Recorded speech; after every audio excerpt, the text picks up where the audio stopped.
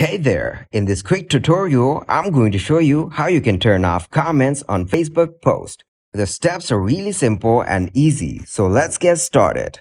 First of all, you need to open up your Facebook app. After that, you need to go to Menu on the top right corner. From here, tap on See Your Profile on the top. From here, scroll down and go to the post where you want to turn off comments.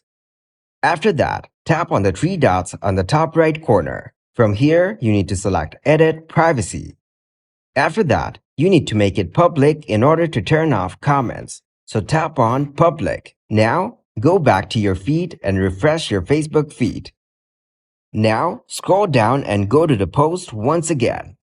Tap on the three dots on the top right corner. This time, you will get to see an option that says Who can comment on your post. Tap on it. From here, you will get to see multiple options. To turn off your comments, you need to select profiles and pages you mentioned. And after selecting, tap on Done. And now the comments on this post will be turned off for everyone except the people or pages you mentioned. So that is how you can turn off comments on Facebook post.